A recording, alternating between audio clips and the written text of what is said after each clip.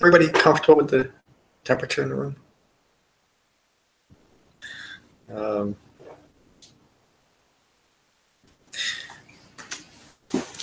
I always have this feeling of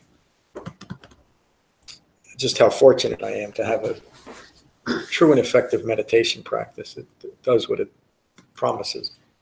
But then there's some times when it just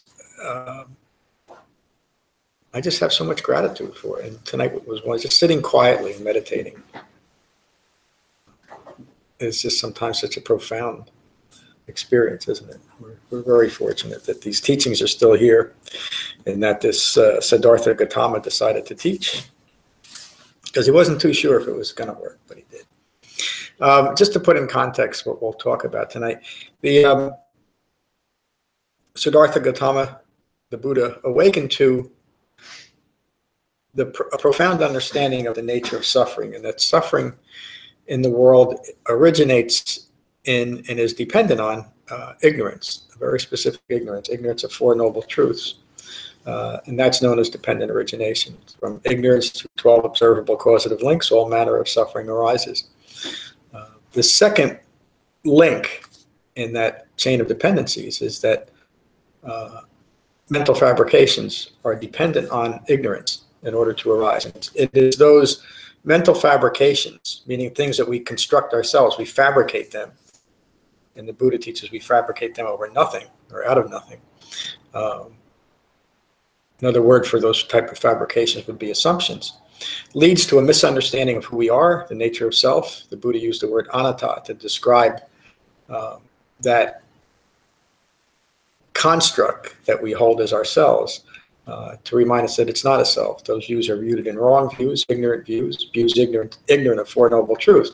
They don't constitute a self, they're anatta, they're not a self. And it's because of trying to establish wrong views of self as a permanent, substantial being in an environment that is completely impermanent, anicca, that results in a life experience that is prone to confusion, deluded thinking, and ongoing suffering, in a word, dukkha. So it's the interaction between wrong views of self within the impermanent environment, anatta and anicca, that results in dukkha. Those are the three marks of existence.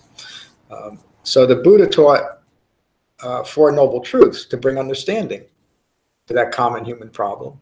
And the path that he taught as the framework for developing understanding was an Eightfold Path. And the reason why he taught that was very specific. It's the nature of ignorance to create very intricate and very powerful strategies to ignore its own ignorance.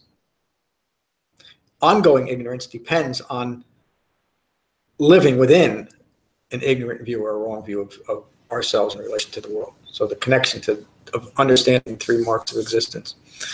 By developing the Eightfold Path, we're able to recognize and abandon all views, all wrong views rooted in ignorance of Four Noble Truths. In other words, we're able to see things as they really are, the truth of the nature of human life in the world. By doing that, we're able to develop our own path to awakening, which means full human maturity. And the reason why I use that description is when we understand whatever we're doing, we have gained maturity about that. The most important aspect of maturity that we can gain as human beings is what it means to be a human being, doesn't it?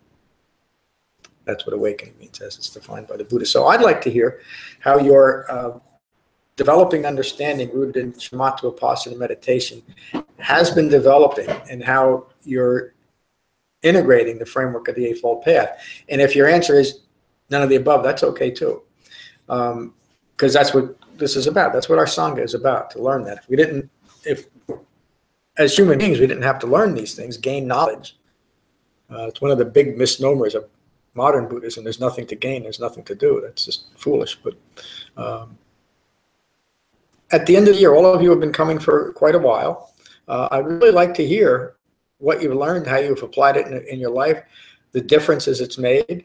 And in so doing, you're here almost every week. We know how supportive it is to each other to hear this. So, and then I'll probably cap this all off with what I learned, if anything.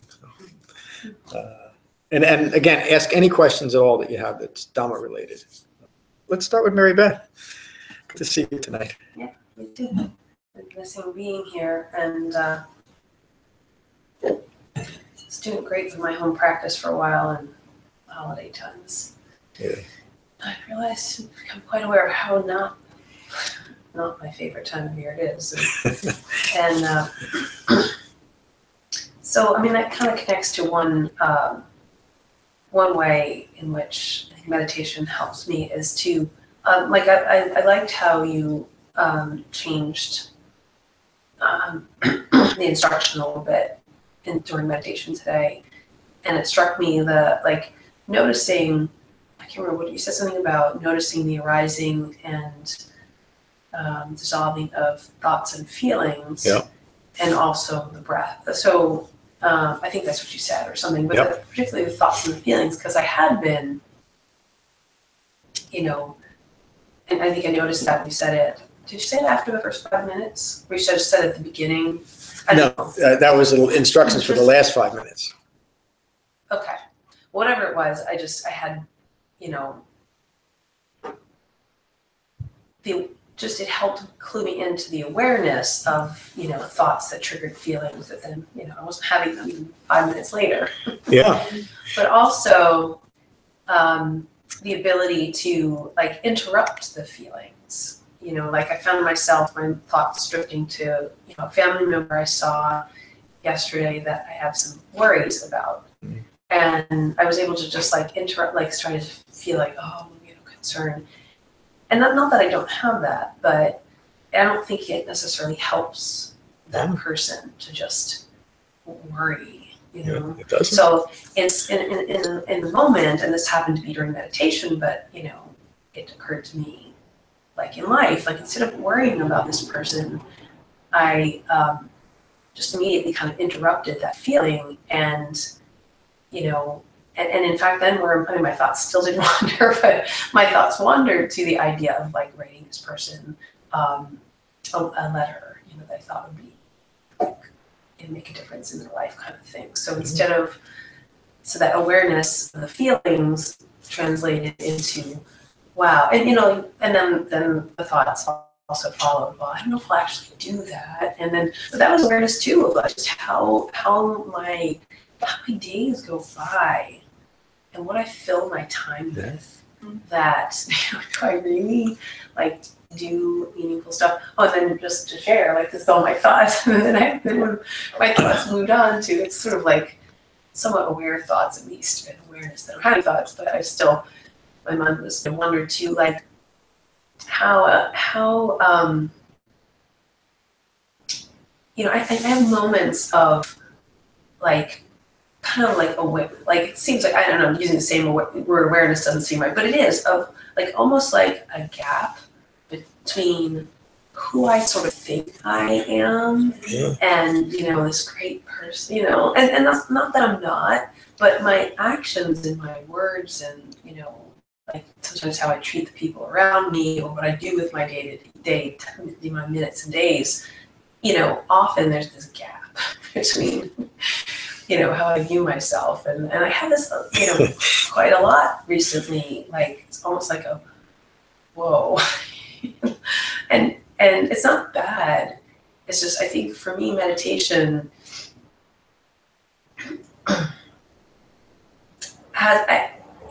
helps me to, the whole practice helps me to see those things. But I think in ways I don't even know, I think when my practice is regular and when I'm meditating regularly, it helps me to close that gap. I don't know if that makes sense. And it's not even like it's almost like I just sense it more than I really see it. But yeah. So that was a little bit of rambling. But no, thank you so much. You are describing in a very practical way, gaining insight. And insight into the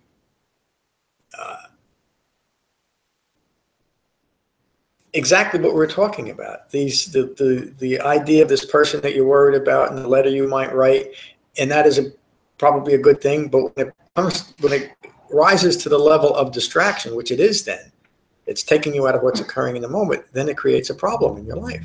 It creates additional suffering for you and maybe even for this other person. But using mindfulness of the breath, Shamatha-Vipassana meditation, you're able to interrupt that thinking. That's exactly why it was taught. Another word for that was deepening concentration. You're no longer distracted by thoughts and feelings that arise. And the instructions the new instructions during meditation relate directly to the Satipatthana Sutta and the Anapanasati Sutta, where the Buddha teaches that as feelings arise, recognize that they're impermanent, come back to the sensation of breathing. You're teaching yourself through a tactile experience that the things that I've used in the past to describe who I am to the world are all impermanent. My feelings, my thoughts. And when we finally develop that to the profound level that Kandana did when he first heard the Buddha teach, we'll recognize that all conditioned things, meaning all views of self that arise, are all subject to cessation. They arise and they pass away. And the breath is the perfect metaphor and at the same time a practical experience of the arising and passing away of all things. So you described it beautifully. Yeah. And the other thing about it's one of the things that the Buddha consistently emphasized was the need for a Sangha, because it's so difficult to do it alone. I don't know. I honestly don't know. There's legends of people that went into caves for dozens of years and came out awakened. But what they subsequently taught, I didn't find it terribly awakening. It's very important to have the support of a Sangha if we're going to continue with this. So I'm glad you're here, and thank you for bringing your insights tonight too. Do you have anything else to ask her? Thank you. David, good to see you tonight. I'm very new to all this, but I kind of jumped in and immersed myself. I sure did. And sometimes I'm reading and I have to push the book away because it connects so strongly. And then 10 minutes later, I'm pushing the book away because I'm utterly confused. But one thing I can say is that it's changing my life. It hasn't changed my life. It's just continually changing. And I can see things slowing down. And, you know, like even Mary, she had some kind of doctor appointment. I just was able to, instead of trying to, you know, console her or, you know, be worried about her, so this is where we are, and what will happen. And, you know, it's like Mary had that example of the two boats in the river. And somebody brought that to class one day. yeah, I just love that. Boats bump into each other and nobody's in them, so nothing's happened. Nothing's happened. Nothing's happened. Versus two people bumping into each other and they're mad at each other. So that's all I have to say. But thank you. Thank you, David. And in so doing, you weren't dismissing Mary needing a doctor. You were able to be much more mindfully present with her because your mind wasn't distracting or reacting to it, distracted by reacting to it. And I would say you've developed the Dhamma remarkably quickly, and not even that's not all that important, but at such a profound level, just from some of the questions you say. It's very enjoyable to listen to you, and just, you know, I told Mary this a couple weeks ago, that I had two great teachers in my life. One was Mrs. Bland when I was a senior in high school, who taught me I wasn't a C student, and you, because of just the way you make it all very, you know, digestible. Thank you. That is the most important thing to me. If I'm going to do this, that I teach in a way that's useful. If it's not, it's not. Thank you for saying that. I'm so glad you're part of our Sangha. Mary, good to see you tonight. Good to see you. And I know those references David talking about. I know who Mrs. Bland is. The faith that she put in him as a high school student. So long before I was even becoming Mrs. Allen. Yeah, I have a couple things to share. It occurs to me lately that when people ask you what you do or what we do, that meditation is one component of the Eightfold Path. that you're not a meditation teacher, that you're a practitioner and a teacher of the Four Noble Truths and the Eightfold Path, right? And therefore, so I find that when I tell people, if someone says something's changed about me, or we're talking, or anything, I've always found it sort of falls hollow if I say it's a meditation practice. It's too difficult to explain because people have to experience it for themselves, right? Yeah. Or they have their own drive-by experience with something related to meditation or whatever. And I still don't have the perfect way to explain it to people, except to live it, right? And to live it and be an example of it. And lately, and I think I've expressed this a little bit recently, and maybe because of the Anapanasati Sutta, those teachings and that experience is that, like right from when I started about 2 years ago, I have a lot of commuting, right? I live southwest of Philadelphia, but I have business in central New Jersey and in Pennsylvania, so I'm in the car a lot. So right from the get-go, I was always listening. But differently now is listening and reading, and Lauren is a good example of this, of preparing for the class, like you mean it, with full intention.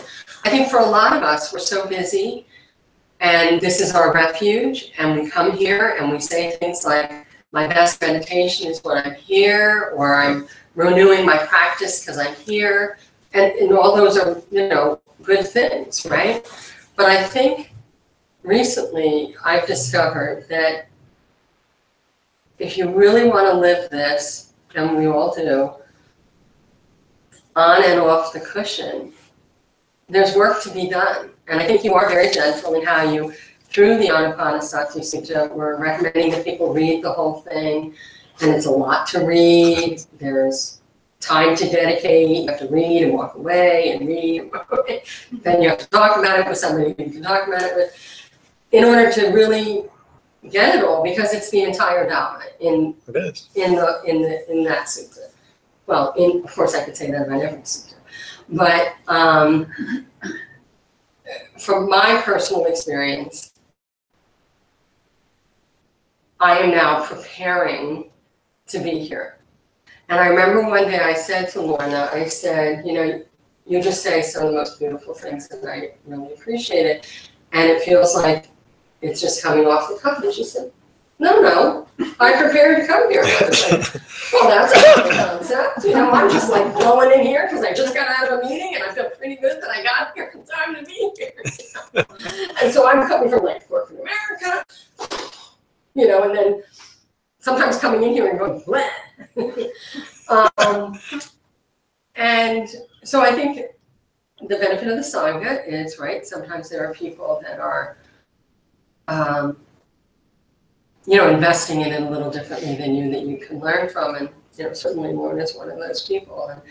And anyway, so I think with the Anapanasati Sutta, and I think because of that, but also I think because of David's engagement, and now it's a part of our daily life and our conversations to have someone to share that with, in addition to my sisters.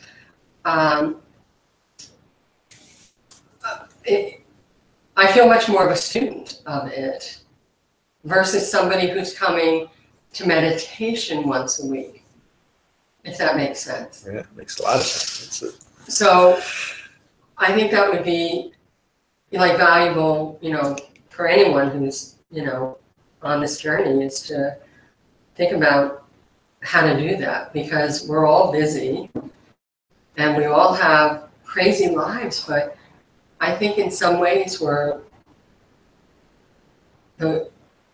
coming here for refuge, but we're also leaving here and letting a lot of things be a distraction to us. Anyway, so that's sort of how my practice is going. And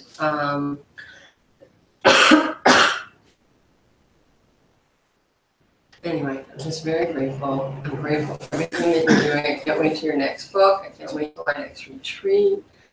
I'm really excited about some of the topics you've thrown out that are possibly the theme for the retreat. And the retreat has been such a great way to immerse yourself and get away from,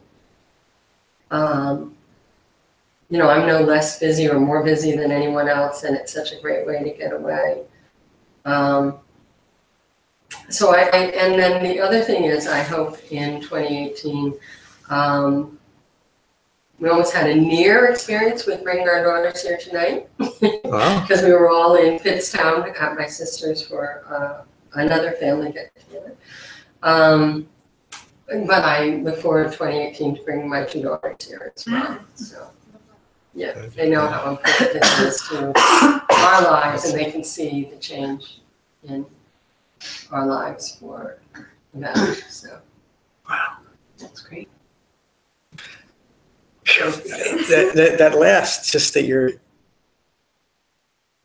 daughters appreciate the change in both of you has to be profound for your daughters to notice it. I mean, that really is remarkable. And I'll take credit for I think I'm a good teacher. I don't mind taking credit for that. But it's because of the material. You know, I mean, again, to me, the most fortunate thing ever, certainly to me, is that these teachings are still available in a way that we can use them. What's different for you as a teacher is that you have a discipline, well, name anything from the Eightfold Path, you have a discipline and an effort to remain true and clear to the practical application of the Eightfold Path and the teachings. Yes. So that's a distinction unique to you versus many. I'm not trying to put you on a pedestal or anything, but different than other teachers, maybe, that have introduced other things. And I think that's part of the beauty of what many of us find, is that it's true and pure and practical and simple and not simple, and all those things. Thank you for saying that. It's and I developed that level of authenticity by reading very carefully how the Buddha actually taught, not just what he taught, but to look at how is he teaching this, and why is there 84,000, just an imaginary number, different discourses when he's teaching exactly the same thing in each discourse. It's because everything was situational, but everything was in the context of Four Noble Truths. He never taught anything outside of that. And I remember when I finally realized that was important for my own understanding. There's nothing else besides Four Noble Truths, but there's a lot in developing that understanding. So thank you for all that. And also the mention of the importance of right effort. And people get that at different points, and some people never get it, and that's okay. But a practice becomes truly deeply effective when you do take to it wholeheartedly, when you have that joyful engagement that we talked about in the last couple of weeks, that you realize the benefits of it, and you spend more than just a weekly meditation or even just a daily meditation. You start integrating the Eightfold Path into your life. And that part of it it's not all that complicated, but because it challenges our views, we have a lot of resistance to it. And the Buddha pointed that out in the Second Noble Truth.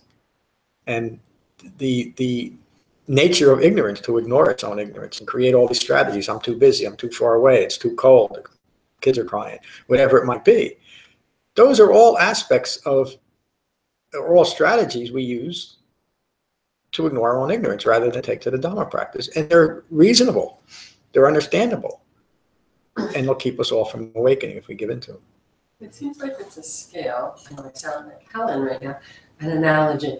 But it's like a scale, you know, and you're busy, and something brought you to this practice, right? Yeah. And then you incorporate like a little percentage in the scale, maybe shifts a little bit. And if we allow all this distraction, you know, to tip the scale all the time, then we're out of balance, yeah. Right? Yeah. But if you can increase the amount of the Dhamma in your life and reduce the distraction, you know, and like therein lies the balance. And The middle way. And the figuring out that it's distractions that we justify or we and they're real distractions, so not discounting why we think they're such big things, but they're also wrapped up, I think, in the strategies that allow us to resist, avoid, avert, whatever it is, right? To not find that balance, and then you stay out of whack. Yeah, wow, that's great. Thank you, Helen. I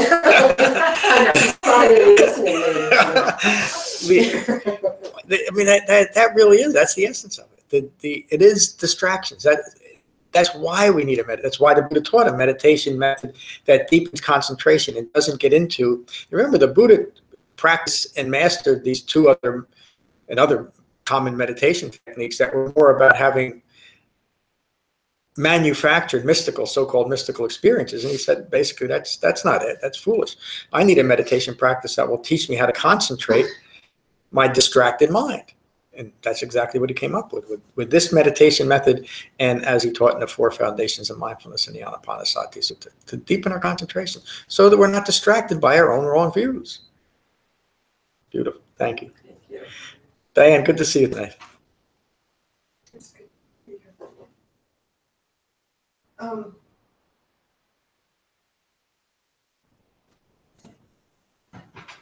Yes, it's changing my life. Yes, I'm glad to be here.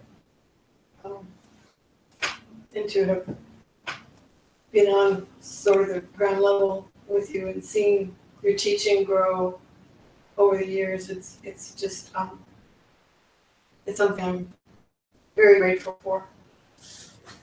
How long have you been coming? Since some of the first meetings at Regalsville. Wow, that was a while ago.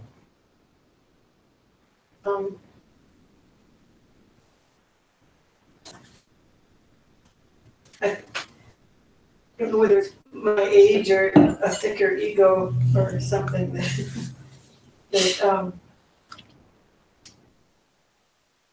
just to get through the all of the distractions, the assumptions,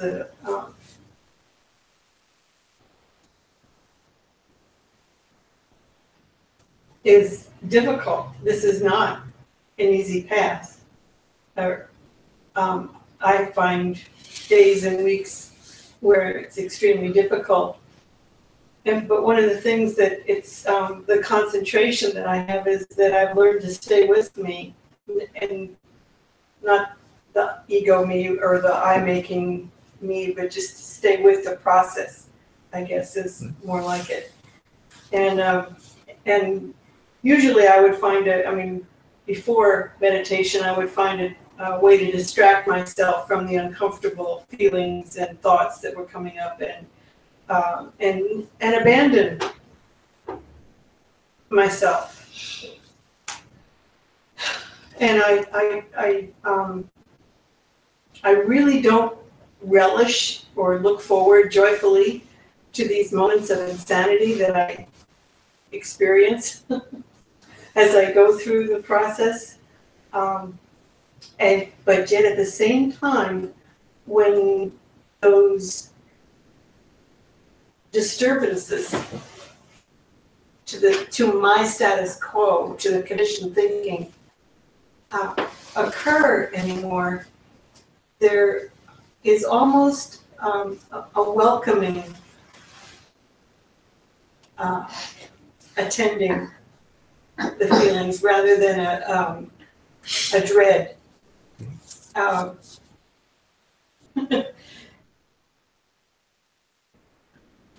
Sometimes when I'm in the middle of something, I think, oh my God, I can't believe how long I've been.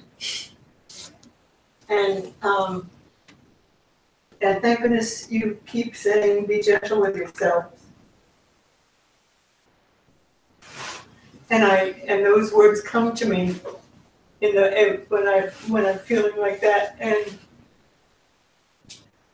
that's probably be gentle with yourself. Well, those 4 words are so profound for me because I think I've spent better part of my life not being gentle with myself and seeking gentleness. And then there's a part of my conditioned thinking that almost rejects gentleness because it's supposedly weak.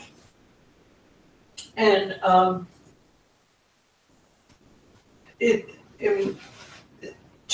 changing my life. It's changing my life. I don't know. I could talk, probably for a long time. People at work notice changes in me. I don't know whether my family had or anything. I'm just talk about a toolbox, the Eightfold Path. When there's any disturbance at all anymore, it's like, okay, and then now the scan is for which factor, what am I doing? I mean, like recently the hindrances, I was really, and I think I'm still in some of the hindrances, but I'm aware of it. And that's extremely helpful, and it enables me to be gentle with myself. Okay, I see what you're doing. I'm beginning to have regular conversations with ego. And that's really kind of one of the most helpful tools is to recognize the voices in my head is who's talking. I just thank you. You're welcome. Thank you, Diane. The insight you gained into the importance of the Eightfold Path is really remarkable. And the learning to be the opposite of being gentle with yourself is being harsh with yourself. And so obviously if you're being harsh, if you're judging yourself harshly, it has to be rooted in wrong views, rooted in ignorance. And it can only continue that. So the importance of being gentle with ourselves as we recognize, and this is a point where some people begin to lose the path, when they realize that they have actually been ignorant of the way things really are. They've been living their life rooted in wrong views. At that point, you can start judging yourself harshly for that, for actually needing a Dhamma practice to awaken to. And that can be very discouraging. So it's important at that point to recognize that all that I need to do is to change my mind. Because that's really all it comes down to. You're going from views that were rooted in ignorance. All this occurs in our minds. It's experienced out in the world when we're not awake because we're using the world to reflect everything back to us. But when we realize that all we're doing is changing our thinking, it becomes a very simple and direct thing to do, because then we have the framework for recognizing wrong thinking or wrong views. We simply recognize it and abandon it. We don't mess around with it. There's another problem with a lot of modern Buddhism. It's taught to analyze these things that come up. All these things that come up are just distractions. And they're as impermanent as any feeling or thought that arises. What do? We come back to the sensation of breathing, and we recognize through developing the Eightfold Path, as Mary so really brilliantly described, as the reference for recognizing and abandoning wrong views. And in the end, we realize there's nothing there. Like the Buddha said, it's like foam on the ocean. When we get to the other side and we start experiencing the diminishing of the effects of wrong view, we realize there's nothing there. Thank you. Lorna, good to see you tonight. Thank you. Good to be here. And can I start by saying hello, Tracy? Yeah. Happy Christmas. Yeah. You may be there. Yeah, lovely. People have spoken very well tonight. Yeah. If I can quite reach that standard, but maybe the most apparent way that the path has helped me is in, I hope, in gentle self-confidence. Mm. I was very unsure of myself, very unsure of life. Didn't think very much of myself. A lot of negative thinking about myself, etc. This path has given me grounded my thoughts in common sense, which has helped me work out myself. And I think overall, if I've benefited, if I was to say which way, how have I benefited, I have benefited that way the most. I've benefited in other ways.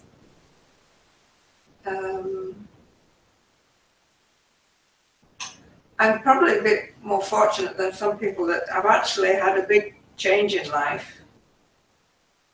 When I came over here, I lived in England, came over here, started to live in America. And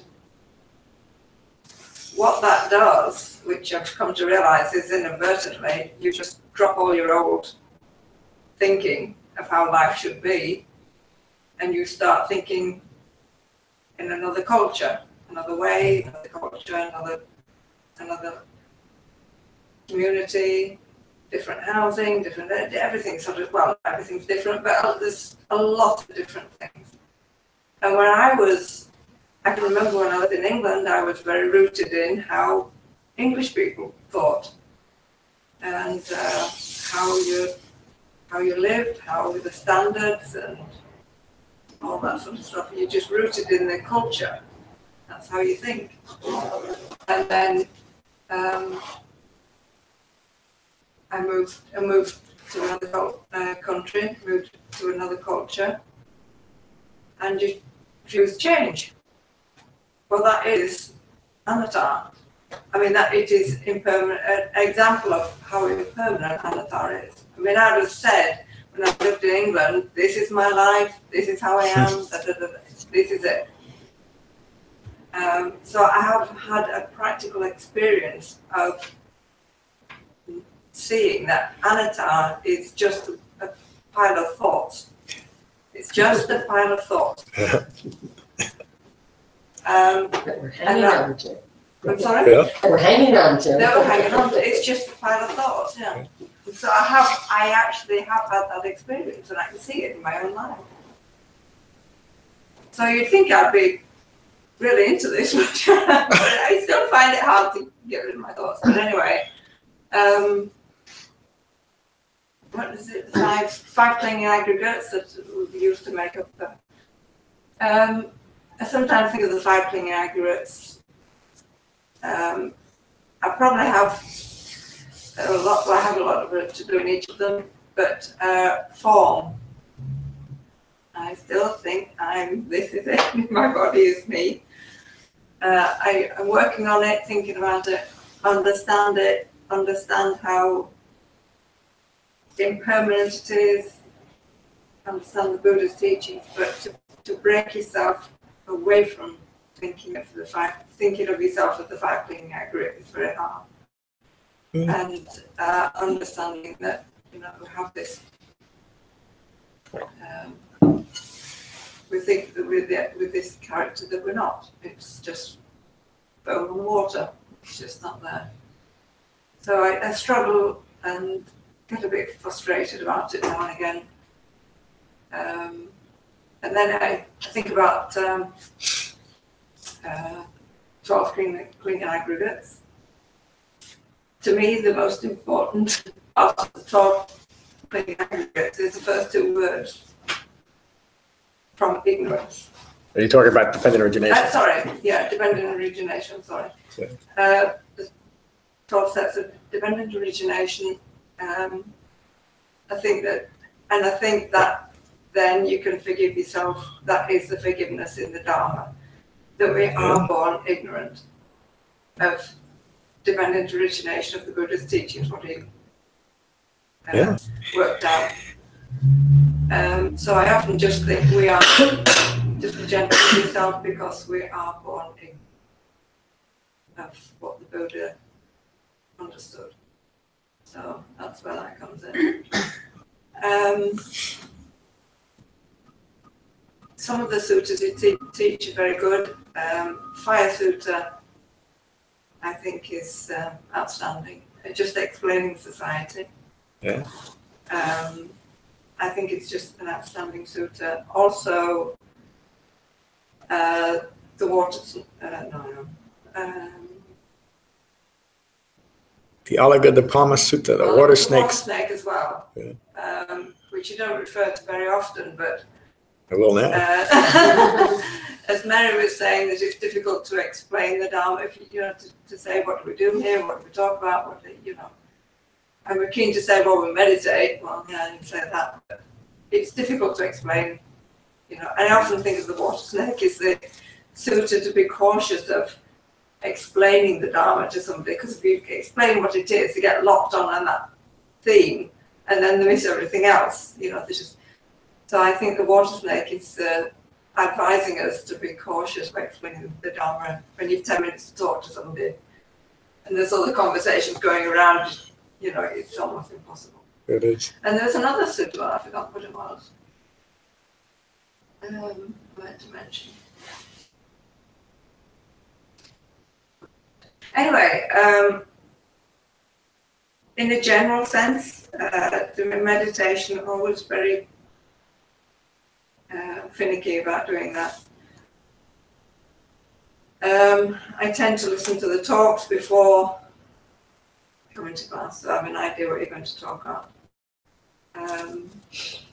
In a general sense, I'm beginning to become more aware of how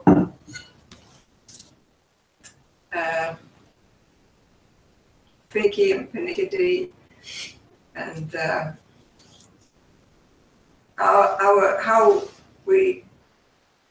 what we think about throughout the day, and just how insignificant it is, how trivial it is that we think about, you know, the most trivial things, and that's how we spend our lives. I'm beginning to really realize that it's like the taste of your toothpaste, and you know, that's what we think about. You know? And I'm beginning to see that there's a bigger picture to this. To actually to see that there is a bigger picture that we should be focusing on, and not the brand of toothpaste. Yeah. I'm beginning to sort of really feel that in myself. I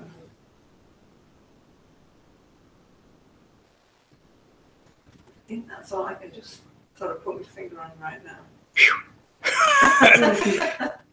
Thank you. The bigger picture is that there's nothing to take personal. Yeah. Because everything is in a process of becoming.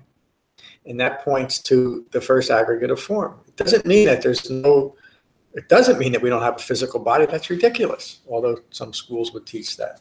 What the Buddha is teaching is not to be enamored with your body. Why? Because it's impermanent.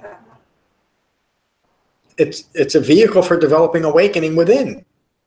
It's not much, like I say, it's useful for other things, but that's the primary purpose, to unite the body and the mind and to see things clearly. Don't take anything personal, because nothing is personal. It can't be. How could it be if it's impermanent? That's the sutta before the Parayaya Sutta, the fire discourse on the not self characteristic. If it's impermanent, how could it be a self? How could you insist that that's a self if it's always changing?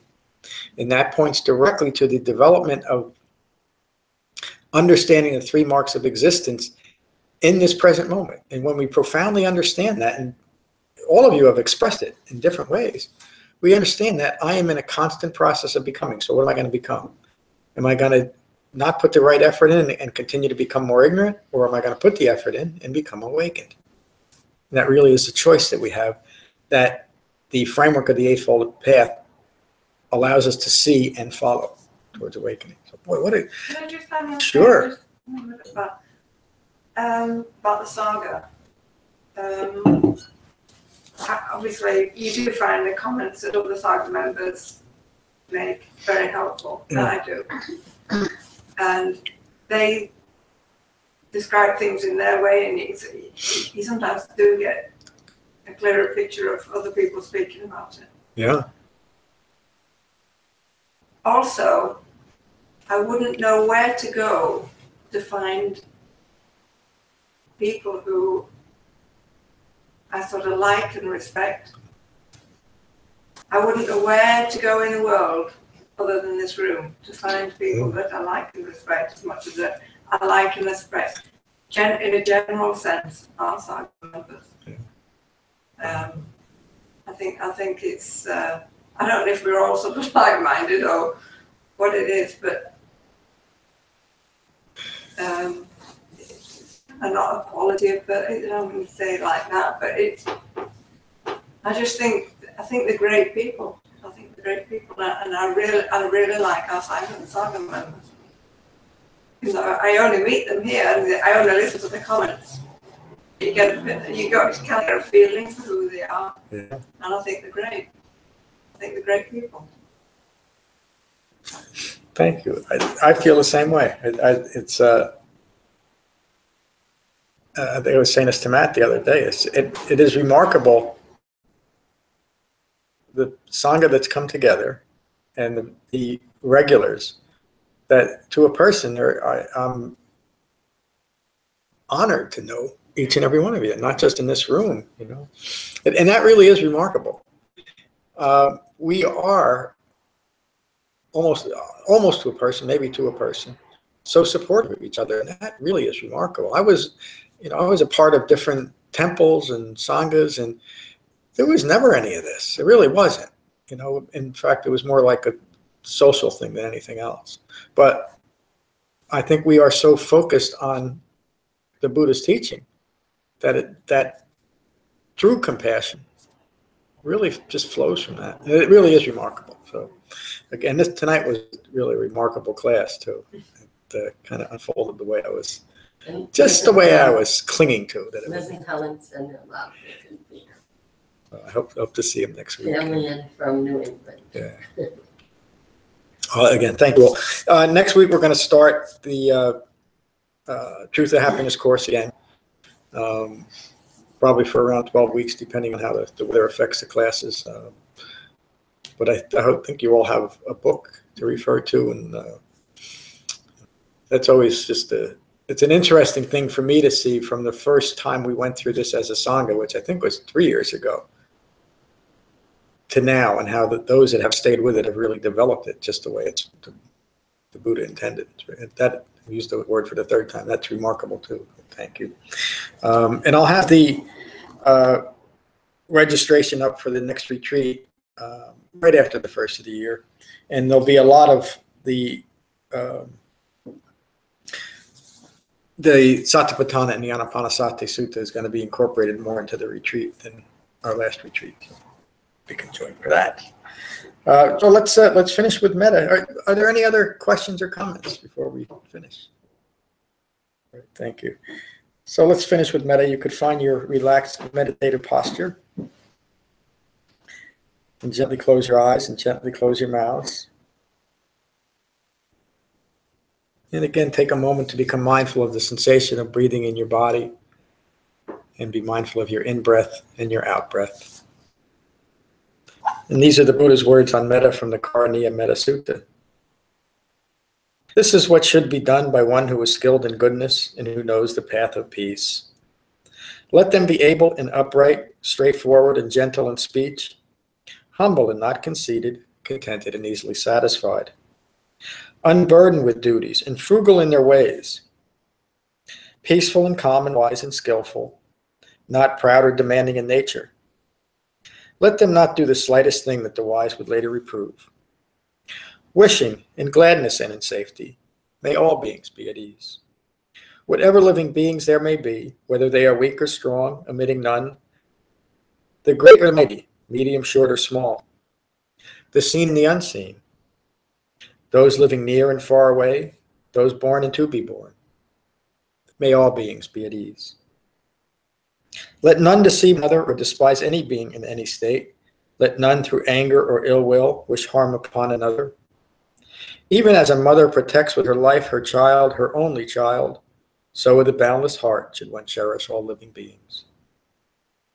Radiating kindness over the entire world, spreading upwards to the skies and downwards to the depths, outwards and unbounded, freed from hatred and ill will.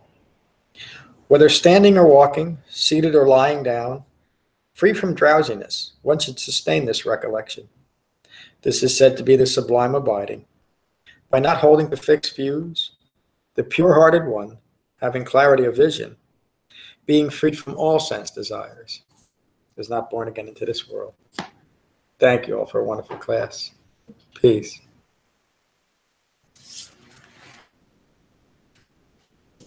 And Happy New Year.